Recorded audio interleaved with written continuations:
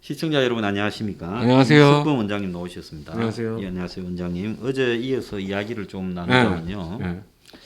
이게 원래 과학 기술이나 이런 부분에 네. 도약이라거나 네. 축적이라거나 이런 부분이 쉽지가 않은 분야가 좀 있지 않습니까? 그렇죠. 어떤 예. 부분은 빨리 배워서 빨리 네. 할 수도 있어요. 네. 뭐 북한이 미사일 만들고 핵 만드는 거 보면 굉장히 빨리 하더만요. 예. 그런데 또 어떤 부분들은 시간이 걸린다고 이렇게 무조건 되는 것도 아니고 일정한 시간이 또 기술이 있어도 필요한 부분도 있는 분야가 있는데 예. 이제 백신이라고 하는 부분을 보면 정상적으로 보면 백신 같은 경우에는 한 10년, 네. 작게는 한 5년은 네. 기본적으로 들어간다. 예. 이러는데 그렇죠. 예. 이번에 보면 코로나가 워낙 다급하니까 예. 한 5, 6개월 만에 백신을 만들었는데 예. 저 백신의 성능이 앞으로 나오는 영국 변종 바이러스 같은 부분에 예. 그대로 작용할지는 사실은 지금 누구도 몰라서 예. 만들어 놓고도 좀 의아해하는 부분이잖아요. 예. 그런데 한국이 생화학 분야에서 이 뭐 제약이나 이런 부분에 예. 뛰어난 나라가 아니잖아요. 그렇죠. 기초의학이 뭐 뛰어난 나라가 아니죠. 예. 그러니까 기초의학이 그러니까 이게 이제 백신을 만들고 이렇게 하는 거는 기초의학적인 그 기술이 기본이거든요. 예. 생화학, 예. 미생물학 뭐 이런 기초의학이 중요한 역할을 차지하는데 우리나라가 그래도 선진국 가까이 가긴 했지만 선진국 수준은 아니죠 지금도. 네. 예. 그래서 이제 그 셀트리온 같은 경우에 이제 가장 이 대표적인 그 사업 영역이 이 시밀러 예. 이제 바이오. 그러니까 이게 땅 쉽게 말하면 복제약이잖아요. 복제 그렇죠. 예. 그러니까 이 뭐입니까 이거 저기 약에 대한 네. 일종의 그 시효 예. 경관약들을 특허가 특허 지나냐. 시효 경관약을 생산해서 예. 대량으로 복제 파는 인도가 그걸로 제일 세계에서 그렇죠. 크잖아요. 인도, 중국이 제일 그죠. 그렇죠. 예. 뭐 그런 기능을 하는 회사 정도인데 무슨 뭐 지금 셀트리온에서 지금까지 무슨 말은 시끄러웠지만 뭐 아미고 무슨 어떤 중대한 병의 신약을 특별한 신약을 만들어서 히트 친 게 있습니까? 없어요. 없어요. 따지고 보면 하나씩. 예. 그런 회사가 그렇다고 어마어마한 무슨 셀트리온의 이 생화학 뭐 이런 제약 연구소가 있는 것도 아니고 그런데 거기서 지금 뭐 이 세계가 아무도 아직 만들어내지 못한 예. 미국에서도 지금 여러 차례 실패한 이 항체 치료제를 만들었다.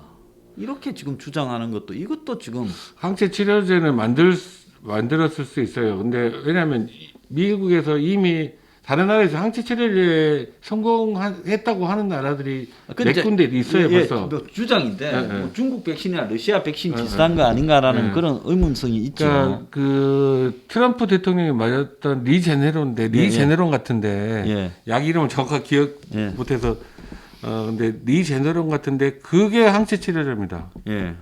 근데 항체 치료제 중에 제일 성능이 우수한 걸로 알려져 있는데 그게 예. 중증 환자 치료에는 효과가 없다.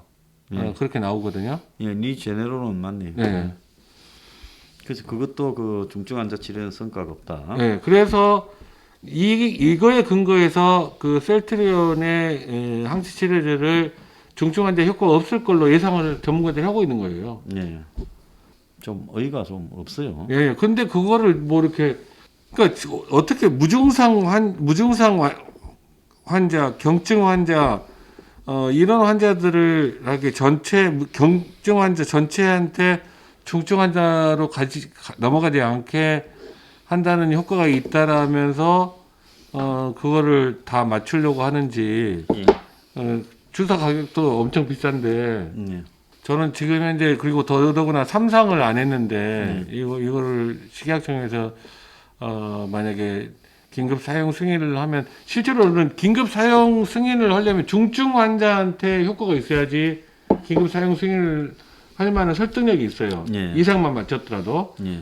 중증 환자나 위중증 환자는 급하니까 말기암 환자가 신약을 처음 써볼 수 있듯이 그런 식으로 해볼 수는 있겠지만 이거는 중증 환자한테 효과가 없잖아요. 그러니까 긴급 사용 승인의 대상이 포함될 수가 없죠. 3상을 맞춰야죠. 예. 그래서 그 셀트리온의 지금 저런 부분이 예. 왜 정권이 저렇게 이상한 행태로 가는가 하는 부분은 이제 이 코로나 너무 그 서령진 회장이 너무 정치인들하고 예. 붙어 다니는 것 같아요. 지금 제가 본 사진도 김어준이랑 같이 사진 찍은 김어준 예. 정청래랑 같이 사진 예. 찍은 것도 봤고 이 사람이 정치권에 어마어마하게 왔다 갔다 하는 것 같아요.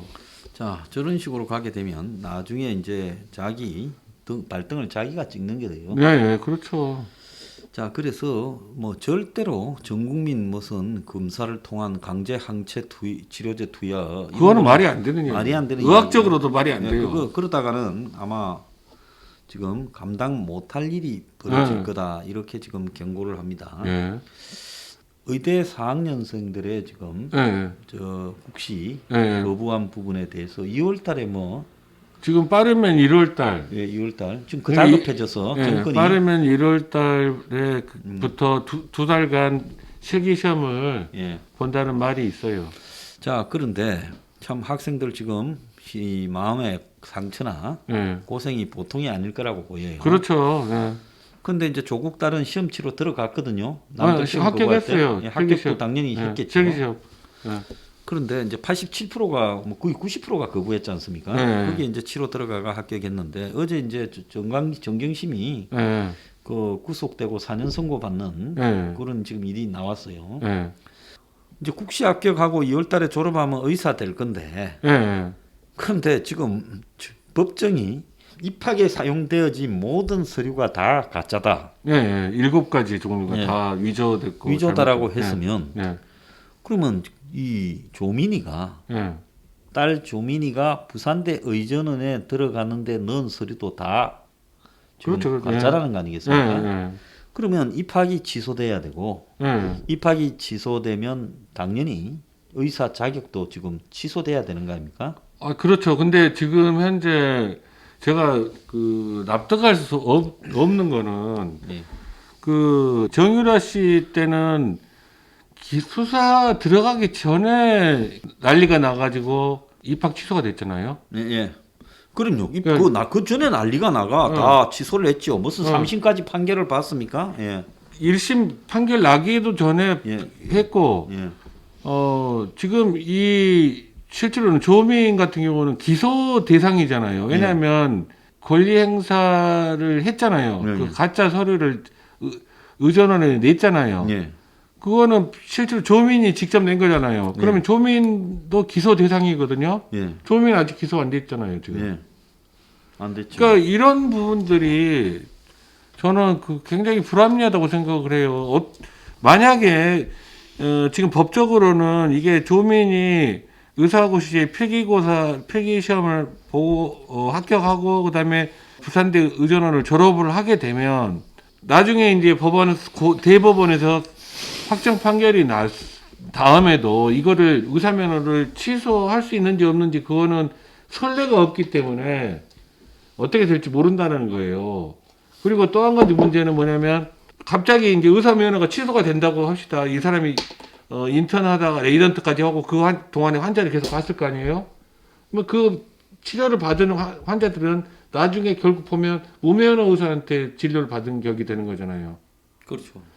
근데 이런 부분들이 복잡한 문제들이 얽혀 있기 때문에 나중에 어떻게 될지 몰라요. 지금 이 상태로 하면 그때도 또 이제 재판을 할 가능성이 많겠죠. 그리고 조화청년과 그 지금 의사의 회장이 지금 가처분 신청을 냈어요. 예. 국시를 지금 못 보게 해야 된다. 지금 1월 7일, 8일 날 이거 뭐 실기가 있는 모양인데요. 예. 그래서 그 시험을 갖다가 못 보게 해야 되는 거 아니냐. 예. 그 입학 그분 논리는 필기가. 예. 그분 논리는 입학 자체가 부정했기 때문에 시험 치를 자격이 없다. 예. 그런 거죠. 근데 예. 과연 그게 법원에서 가처분 신청을 받아줄지 그건 회의적이고요. 아무튼 대학이 책임지고 이거는 해야 되는 거 아니에요? 그리고 고대하고 부산대 의전은 양쪽에서 당연히 이거는 절차를 밟아야죠. 그럼요. 이거는 책임져야 되고 그다음에 고대, 부산대 학생들 또 네. 1차로 합격을 시켰던 엉터리 소리로 네. 서울대 예. 이런 학교에는 학생들이나 교수들이 입장 표명을 해서 이 일에 대해서 입장을 밝혀야지. 예. 정유라 때 이대 전체가 들고 일어나고 예, 그렇죠. 심지어 재판도 진행되기 전에 정유라가 중졸이 됐지 않습니까? 그렇죠. 그러니까 그 수사가 시작되기도 전에 이거 뭐 하는 짓이냐. 그래서 적어도 이런 부분에서 사회적 형평성이 있어야 되는데 예. 만약에 이제 대법원까지 가면 한 1년 걸린다 보면 1년 반이나 예.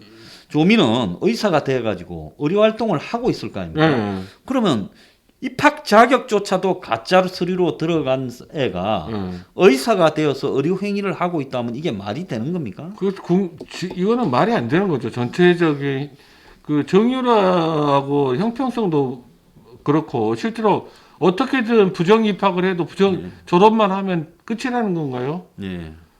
고려대하고 지금 고려대도 해당돼요. 고려대 네, 고려대도 입학할 그렇죠. 때도 그 서류가 네. 단국대 네. 논문이나 이런 것들이 다 가짜라는 거 아니겠어요? 예.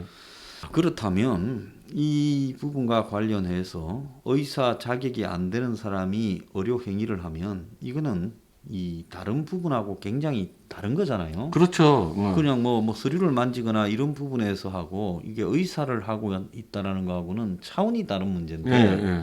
조민의 의사 행위를 사회가 두고 봐야 되느냐?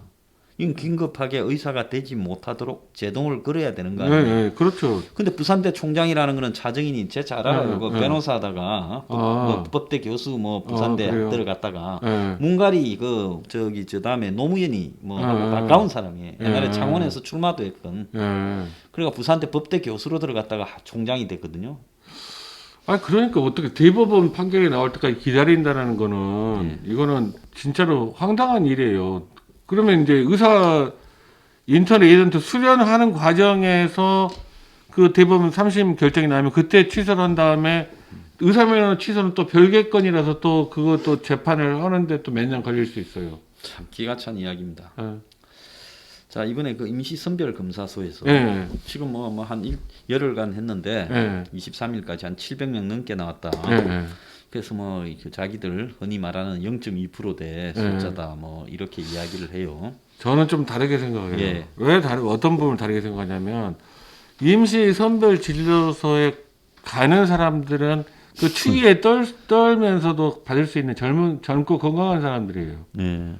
조금이라도 몸에 문제가 있거나 그런 사람들은 추위에 그렇게 오랜 시간 그렇죠. 못 서 있죠.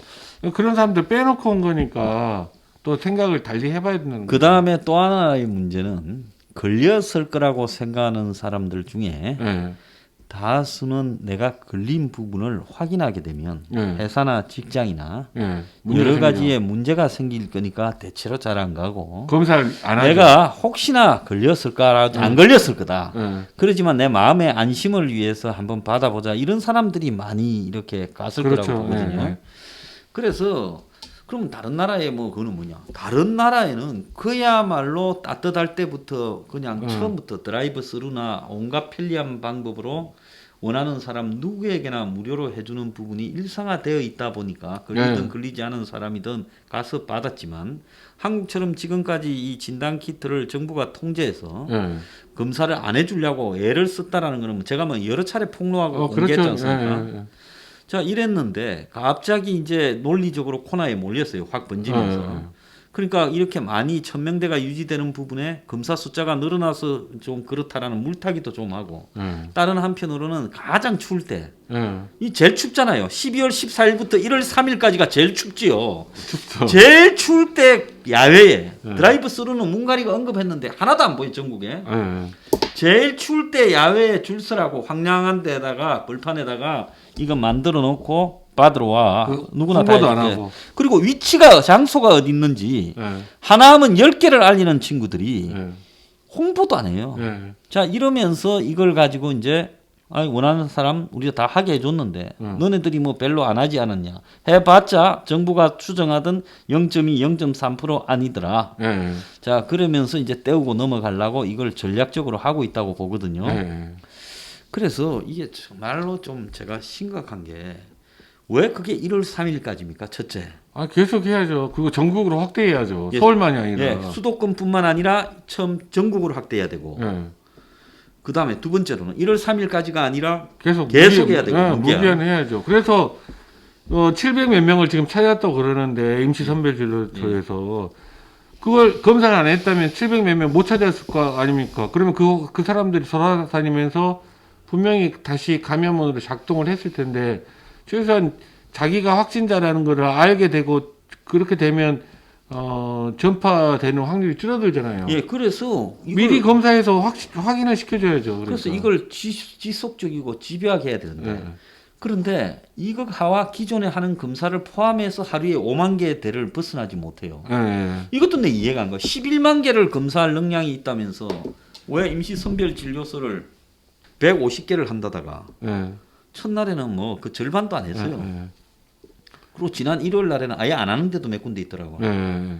그런 식으로 운영을 그냥 설렁설렁하면서 초점을 정책에서 이 부분을 임시 선별 진료소 설치한 거는 국민 여론에 떠밀려서 어쩔 수 없이 잠깐 하는 거 그런 식의 생각이 들어요. 알리바이용 비슷하고 네. 실제 한 2만 명 정도밖에 안 늘어났는데 네.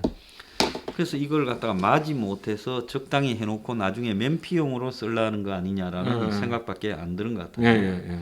자 원장님 그 대북 밀무역 그러니까 이 북한에 정제유를 갖다 주던 배를 마카오 해에 건해에서 중국 해경이 잡아가 일주일 잡아서 조사하고 풀어줬다는 거거든요. 그럼 아직도 대북 밀무역이 존재하고 있다는 거 아닙니까? 지금 이 시간에도요. 우리가 그러니까요. 작년에 집회까지 했잖아요. 그렇죠. 아니 저는 깜짝 놀랐습니다.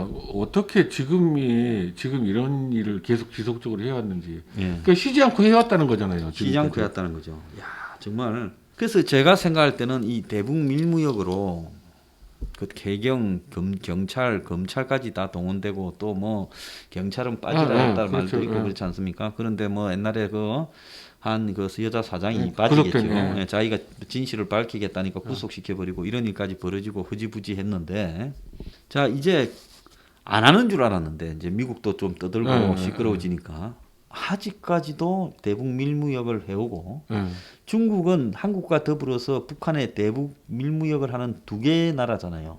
그렇죠. 그리고 한국 배들이나 이런 밀무역 배들이 중국 국적이나 뭐 중국 회사로 위장해가 그렇죠. 대부분 있고 홍콩에 있고 이러거든요.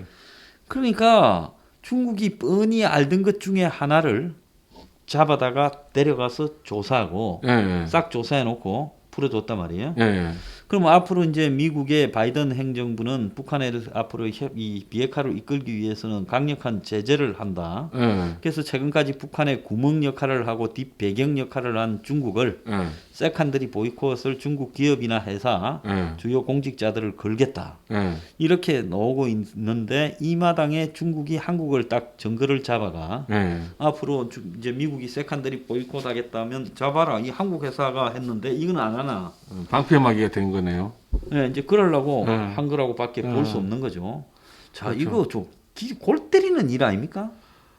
진짜로 이 정권은 간이 부었는지 이 제정신이 아닌 것 같아요. 북한 문제에 있어서 어떻게 이렇게 친북적일 수 있는지 상상 초월입니다. 나중에 이 뒷감당을 어떻게 하려고 했냐? 필수적으로 여기에는 정보기관이 붙어 있어요. 당연하죠. 국정원 일반 사람이 예산이 어떻게 해요? 엄청나게 올렸더라고요. 그러니까 국정원 대간첩 기능, 그 수사 기능은 다 없애놓고 왜 예산을 그렇게 많이 올려요? 그래서 이런 일은 지난번에도 보면 그 밀무역 배를 부산에서 이제 이 어떤 한 배 선착장에 갖다 놓고 저 중동으로 팔아먹어버리려고 없애버리려고 세탁을 하려고 한다라고 저한테 제보가 들어왔는데 거기에 정보기관원이 맨날 들락거린다고 제보까지 왔어요.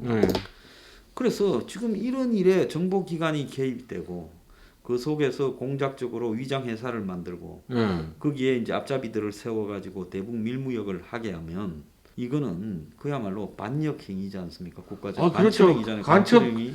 간첩을 잡으라는 기관이 간첩 역할을 하는 거잖아요, 지금. 그러면 자, 만약에 그렇다면 이런 문제에 대해서 한국에 저는 이해가 가지 않는 게 언론이 오늘 조선일보가 구석에 보도를 했는데 그걸 갖다가 그런 식으로 보도할 게 아니라 일면에 크게 대국민 보여요. 기만 행위라고 네. 대문짝만하게 달고 이야기를 하면서 네.